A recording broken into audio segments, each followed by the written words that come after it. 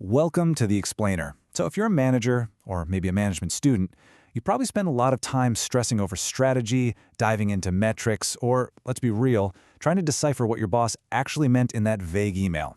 But today, we're going to look at your daily grind through a totally different lens.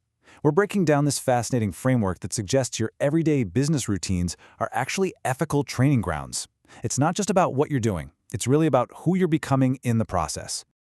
I want to put you in the hot seat for just a second. Ask yourself this: what kind of person am I becoming through this choice? It's a pretty powerful question, right? I mean, every single time you tweak a forecast just to keep your boss happy, or figure out exactly how you're going to drop some bad news on your team, you aren't just making a business decision. You are literally shaping your own character. Okay, let's dive into this. Here's our roadmap for today. 1. The paradigm shift. 2. Wisdom and the middle. 3. Virtue in real scenarios.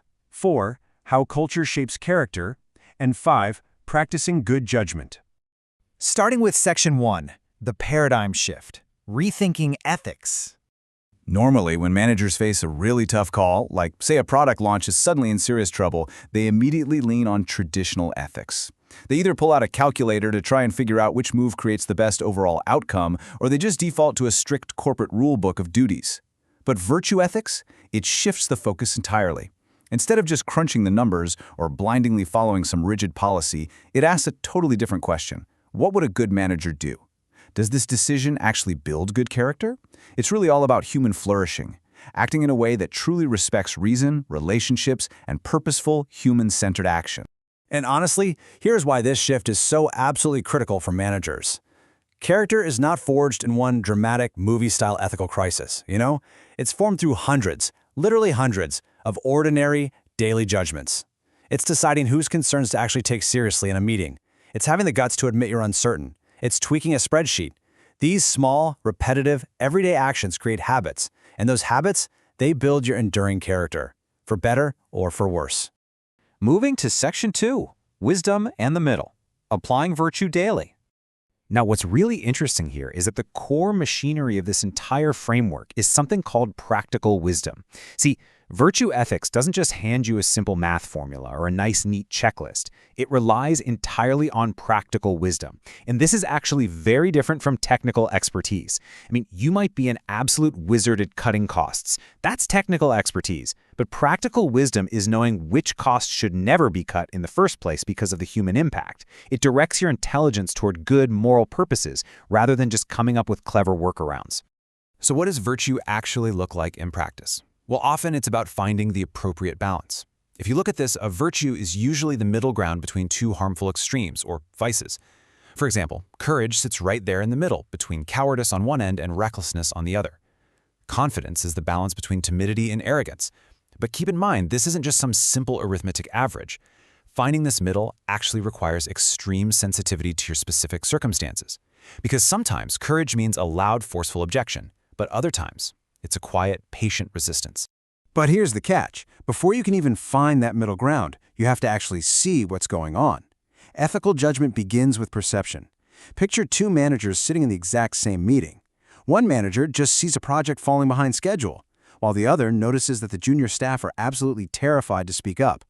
A virtuous manager actually educates their emotions. They use feelings like appropriate concern, shame, or gratitude as actual data points. These emotions alert them to vulnerability or exploitation, giving them the openness to look really closely, even when the truth is deeply uncomfortable. All right, Section 3, Virtue in Real Scenarios, stress testing these concepts. Imagine you're managing a project and you suddenly realize a major delivery is going to be late. Do you hide it or do you report it? Delivering bad news isn't just about following some corporate script. It requires balancing multiple virtues all at once, which this brilliantly illustrates. First, you acknowledge the consequences, but you need honesty to be totally accurate about the delay. Then you need courage to actually speak up despite the personal cost. And on top of that, you need humility to admit that, hey, the situation just isn't under control. Practical wisdom is what guides you on exactly when and how to communicate this without causing unnecessary panic. Now, what about cutting-edge tech? Formal corporate policies almost always lag way behind the latest AI tools. And that is exactly where character steps in. Using AI effectively requires intellectual humility, recognizing that the output might sound incredibly fluent but could be entirely wrong. It takes real diligence to actually verify facts that affect other people. It takes honesty to disclose the role of technology in your work, and responsibility to own the results rather than just blaming the algorithm when things go sideways. And we see this play out across all sorts of business complexities. When you're facing intense sales pressure, integrity is what ensures you don't sell a product that doesn't fit a customer's needs just to hit your quota. During painful restructurings, virtues like justice, honesty, and compassion dictate how you execute layoffs. In negotiations, temperance keeps you maintaining fairness even when you hold all the power. The main takeaway here, character matters most, exactly where the formal corporate rulebook ends. Next up, Section 4, how culture shapes character. Because no manager is a vacuum. Let's be honest, we all know how it really works in a corporate environment. Your organization is providing an informal moral education to everyone in it, every single day. Employees aren't just reading the glossy company value statement on the wall. They are watching what actually happens. They're watching who gets promoted and who gets protected.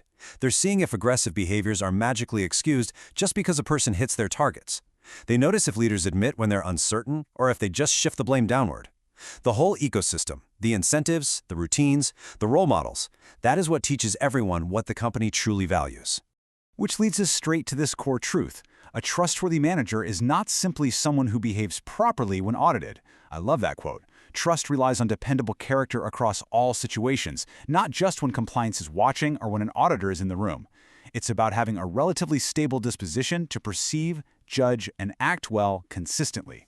So the crucial point here is that while virtue ethics is incredibly powerful, we absolutely have to look impartially at its limitations. First off, it offers less immediate guidance than strict rules. And sometimes, virtues clash, like when honesty demands you expose a problem, but loyalty pulls you to protect a colleague. Also, this approach can sometimes obscure deep structural problems, basically relying on the individual heroism of employees instead of just building safe systems and fixing toxic workloads. And frankly, virtues can be weaponized for profit. A company might demand loyalty simply as a way to silence its critics. So you've got to watch out for that.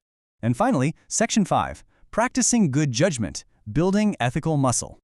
The really great news for managers and students alike is that just like strategic planning or financial modeling, virtues are built through deliberate practice. You cultivate honesty by actively distinguishing hard evidence from assumption. You practice courage by supporting a team member's unpopular view early on before it's safe to do so. You develop humility by purposefully seeking out disconfirming evidence, literally looking for facts that prove your brilliant idea wrong. And you expand your moral imagination by reading cases and literature to understand perspectives completely different from your own.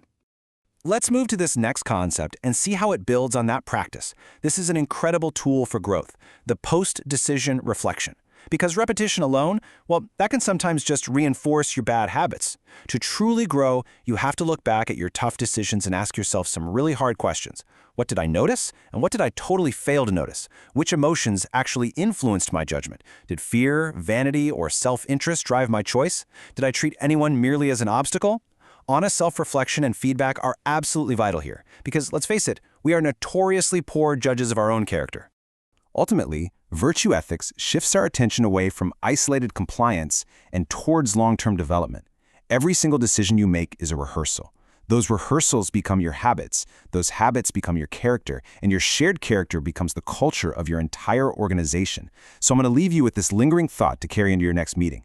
With every choice you make today, what kind of manager and what kind of organization are you becoming?